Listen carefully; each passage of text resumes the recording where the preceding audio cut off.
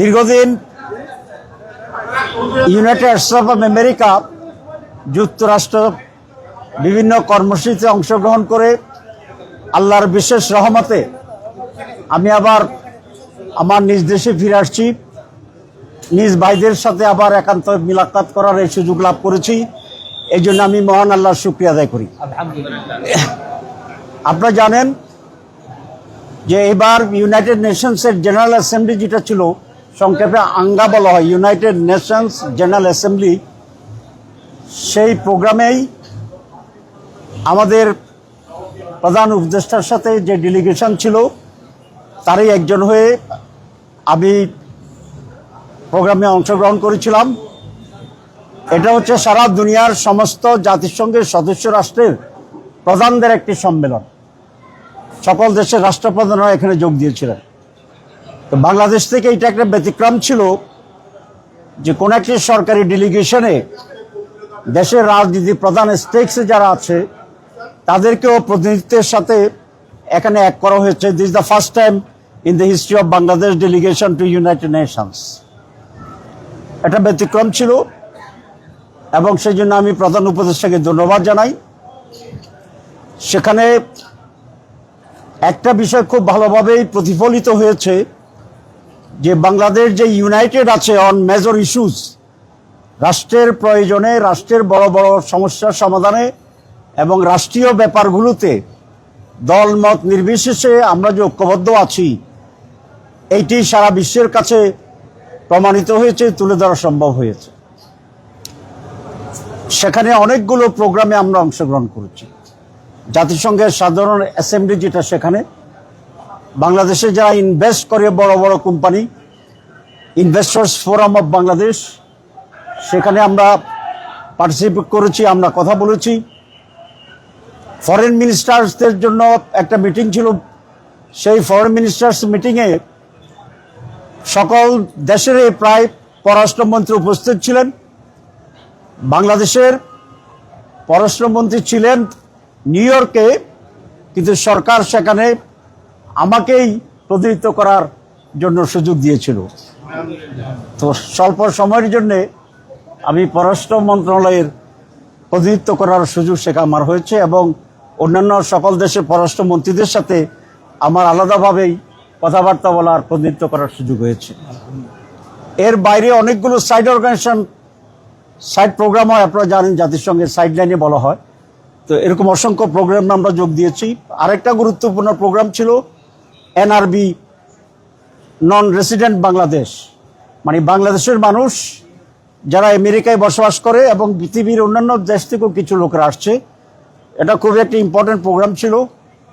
সেখানে আমাদের প্রধান উপদেষ্টা ছিলেন, আমরা যারা ওনার সাথে গিয়েছি 3টি দলের প্রতিনিধি, তাদেরও বক্তব্য রাখার সুযোগ হয়েছিল এবং আমেরিকার সহ আশেপাশের দেশের বাংলাদেশের অত্যন্ত গুরুত্বপূর্ণ লোক যারা ছিল তারাও সেখানে ছিল।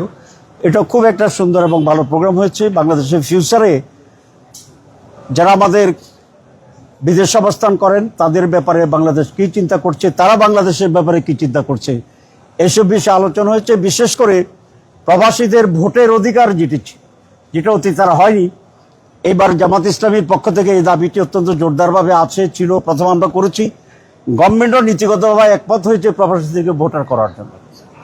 সেখানে আমি বলেছি এটাকে সহযোগিতা করার জন্যে আমাদের ন্যাশনাল আইডি মাধ্যমে তারা ভোটার হচ্ছে, ভোট দিতে পারবে। কিন্তু আমি বলেছি ন্যাশনাল আইডি করতে যদি কিছুটা জটিলতা হয়, সময় লেগে যায়, তাহলে আরও শর্ট কোনো ডকুমেন্ট দিয়ে, যেটা বাংলাদেশের নাগরিক এটাই প্রমাণ করে যথেষ্ট, যেমন পাসপোর্ট আছে, অন্য কোনো যদি কোনো কার্ড ইস্যু করে, যেভাবে হোক এবার যেন তারা পরিপূর্ণভাবে ভোট দিতে পারে। এই বিষয়টি আমরা অত্যন্ত গুরুত্বের সাথে বেশি করে আলোচনা করেছি। বাংলাদেশে তাদের জন্য একটা আলাদা ইনভেস্টমেন্ট, যে আমাদের ফরেন ইনভেস্টমেন্টের জন্য যে একটা বডি আছে, আপনারা জানেন, আমরা প্রবাসীদের জন্য একটা আলাদা প্যারালাল বডি তৈরি করা, তাদের ইনভেস্টমেন্টের জন্য এখান থেকে গাইড করা, নানা বিষয়ে আমরা সেখানে নতুন করে প্রস্তাবনা পেশ করেছি। এর বাইরে নিউ ইয়র্ক এবং আমেরিকায় অবস্থানরত বিভিন্ন শহরের বাইরা সেখানে আমার জন্য একটা সম্বর্ধনা আয়োজন করেছিল এবং আমি অবাক হলাম যে হাজার হাজার মানুষ সেখানে উপস্থিত হয়েছে। এটা মনে হচ্ছে যেন চিলমৈত্রী সম্মেলনে এক বিশাল সমাবেশে আমি যোগ দিচ্ছি। বিশাল উৎফুল্লতা ছিল, স্লোগানে এলাকা ভরপুর ছিল, মনে হয় এটা অ্যানাদার বাংলাদেশ ছিল এরকম। তো সেখানেও আমাদের প্রবাসী ভাইরা তাদের সমস্যার কথা বলেছেন, সম্ভাবনার কথা বলেছেন, বাংলাদেশ সম্পর্কে জানতে চেয়েছিল, বাংলাদেশের ভবিষ্যৎ ক্ষমতায় কারা যাবে সে সমস্ত আলোচনা হয়েছে, তারা কাকে চাচ্ছে মানুষ সেসব আলোচনা হয়েছে। বেশ করে ডাকসু এবং জাকসু নির্বাচনে যে রেজাল্ট হয়েছে তার প্রভাব দেখলাম শুধু বাংলাদেশে না, আমেরিকার মাটিতেও বাংলাদেশের ভিতরে বিশাল প্রভাব সৃষ্টি করছে আলহামদুলিল্লাহ। তো এই সব জায়গাতে একটা সফল প্রোগ্রাম আমরা করেছি আল্লাহর মেহরবানিতে। এরপরে শিকাগোতে আমার ছোট মেয়ে থাকে, সে আর্কিটেক্টে সেখানে মাস্টার ডিগ্রি করছে ইলিনয় ইউনিভার্সিটিতে, তাকেও দেখার জন্য গিয়েছিলাম। শিকাগো থেকে আজকে দুবাই হয়ে এমিরেতের ফ্লাইটে এখন ঢাকা এসে নামলাম, আপনাদের সাথে সাক্ষাৎ হয়েছে। আপনারা এখানে কষ্ট করে উপস্থিত হয়েছেন, এই জন্য আমি অত্যন্ত কৃতজ্ঞ এবং উৎফুল্ল প্রকাশ করছি। ইতিমধ্যে বাংলাদেশের রাজনীতিতেও খুবই চলমান, অনেক কিছু হচ্ছে, খবর পাচ্ছিলাম। ইনশাল্লাহ এখন দেশে আসি, নিজেও সক্রিয়ভাবে এখানে আবার অংশগ্রহণ করতে পারবো আমি ইনশাল্লাহ আশা করি। আপনারা জানেন যে কমিশনের মিটিং আবার বহুদিন পরে শুরু হয়েছে। আগামীকাল মিটিং আছে, আমাকে এখনই জানানো হলো, এবং আশা করি সেই মিটিংয়েও ইনশাল্লাহ আবার পার্টিসিপেট করব। আপনারা দোয়া করবেন আমার জন্য, আমাদের জন্যে, সকলের জন্যে। সবাইকে ধন্যবাদ। না, আমরা তো ফেব্রুয়ারি নির্বাচন নিয়ে কোনো সংখ্যা দেখি না, কিন্তু ফেব্রুয়ারি নির্বাচন আগে কতিপয় বিষয়ে আমাদের সমাধান হওয়া অত্যন্ত জরুরি।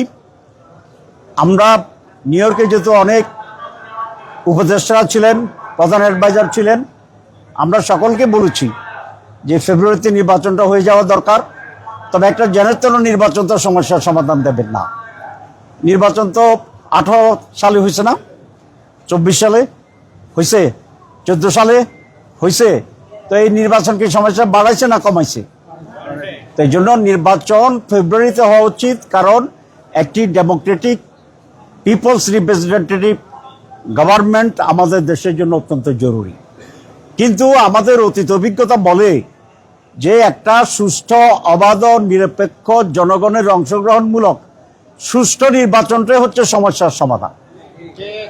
এই নির্বাচনের জন্য কতিপয় বিষয়ে অত্যন্ত দ্রুত এবং দৃঢ়তার সাথে সরকারকে সিদ্ধান্ত নিতে হবে। এর ভিতরে একটা হচ্ছে আমাদের জুলাই চার্টার, যেটা বলছি জুলাই সনদ, যে কতিপয় বিষয়ে যে আমরা রিফর্মস করেছি, সংস্কার করেছি, এটা আরো 3 মাস আগে হয়ে যেতে পারত। সকল দল একমত হয়েছে নীতিগতভাবে, তারপরেও এটা বাস্তবায়নে ডিলে করা হচ্ছে, এইভাবে সেভাবে। তো এইরকম যদি ষড়যন্ত্র চলে এবং প্রয়োজনীয় সংস্কার সমাধান না করে, তো তাহলে তো সবকিছুই প্রশ্নবোধক হয়ে যাবে। এই জন্য ফেব্রুয়ারিতে নির্বাচন হইতে হবে, তার আগে অতি অল্প সময়ের ব্যবধানে সংস্কারের ব্যাপারে যে ঐকমত্য হয়েছে সেগুলোকে আইনি ভিত্তি দিয়ে সংস্কারের ভিত্তিতেই নির্বাচন হইতে হবে। এটা খুব পরিষ্কার। যারা সংস্কার বাস্তবায়নে বাধা দিচ্ছেন অথবা সংস্কার বাস্তবায়ন করতে গিয়ে সরকারের পক্ষ থেকে যে ডিলে করা হচ্ছে, কোনো কারণে নির্বাচন যদি ক্ষতিগ্রস্ত হয়, তাদেরকে জাতির কাছে এই দায়িত্ব নিয়ে জবাবদিহি করতে হবে। জি, আপনি যখন যুক্তরাষ্ট্রে চিকিৎসা নিচ্ছেন, তখন বাংলাদেশে একটা গুজব রটনা হচ্ছিল যে আপনি ভারতের সেনাপ্রধানের সাথে সাক্ষাৎ করছেন।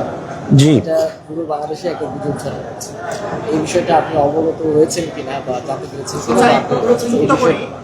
আপনারা যখন ছিলেন জাতিসংঘ অধিবেশনে যোগ দিতে গিয়েছেন, অনেকেই বলেছে যে আপনারা ওখানে গিয়ে বেশ কিছু রাজনৈতিক অনুষ্ঠানে যোগ দিয়েছেন। জি, আর কি প্রশ্ন আছে শুনি ফেলি। আচ্ছা, প্রথম কথা হচ্ছে আমি তো গিয়েছি জাতিসংঘের বাংলাদেশের যে জেনারেল অ্যাসেম্বলির প্রতিনিধি, সেটা করার জন্য, আমি চিকিৎসার জন্য যাইনি। সেই প্রোগ্রামে অংশগ্রহণ করেছি, তারপরে শিকাগোতে বলেছি আমার মেয়ে ছিল, তাকে দেখতে গিয়েছি। That's all. প্রশ্নটার জবাব তো আপনি দিয়ে দিচ্ছেন একটা শব্দ দিয়ে। কি শব্দ বলছেন? গুজব। তো গুজবটা আপনি বলছেন, আমার এখানে আর জবাব কি হবে? আজকাল আমি এই যে যখন আমার নামে গুজব হয়েছে, দেখতে গিয়ে দেখলাম একটা নাচ দেখলাম। নাচটা হচ্ছে কি, বেগম খালেদা জিয়া আমাদের মাননীয় নেত্রী, সকলের অত্যন্ত শ্রদ্ধেয় প্রিয় নেত্রী, তার সাথে নাচতেছেন আমাদের বর্তমান কি প্রধান উপদেষ্টা। নাচটা খুবই ভালোই নাচছে দেখলাম, হাত পা নাচছে। তো এটা কি গুজব নাকি? এটা গুজব না, এগুলো কি বলে না, এআই। এখন এআই একটা আবিষ্কার হয়েছে, তারপরে যে ওয়াই হবে না সেটা বুঝে মুশকিল। তো এগুলো মানুষ বুঝে যে এগুলো সব বাজে জিনিস, এগুলো গুজবও নাই শুধু, এগুলো খুবই একটা ন্যাক্কারজনক একটা কাজ। তবে সুবিধা হচ্ছে মানুষ এগুলো বুঝে, ঠিক আছে। যেমন আমি যে নাচ দেখছি, আমি কি বিশ্বাস করছি ওনারা নাচছে? তো এইরকম একটা, এটা এআই কাণ্ড, চরিত্র হননের একটা অপচেষ্টা। জি, ধন্যবাদ। আর আপনারা যুক্তরাষ্ট্রে গেলেন 3টা দল, বিএনপি, জামাত ইসলাম এবং এনসিপি। অন্যান্য যে সমস্ত রাজনৈতিক দলগুলো আছে, অন্যান্য যে সমস্ত দল, জি, তারা বলতেছে তাদেরকে আসলে নেওয়া হয়নি, যার কারণে একটা আসলে একটা বৈষম্য তৈরি হয়েছে। জি, তাদের এই অভিযোগ আমার কানেও আসছে। আমরা মনে করি সবাইকে নিয়ে যেতে পারলে আমরা খুশি হইতাম। জি, সবাইকে ধন্যবাদ, সবাইকে ধন্যবাদ। জি জি, সালাম আলাইকুম, সালাম আলাইকুম, সালাম আলাইকুম। গাড়ি এদিকে আসুন। আর অফিসিয়াল প্রশ্ন সেটা হচ্ছে যে আমাদের জন্য কি নিয়ে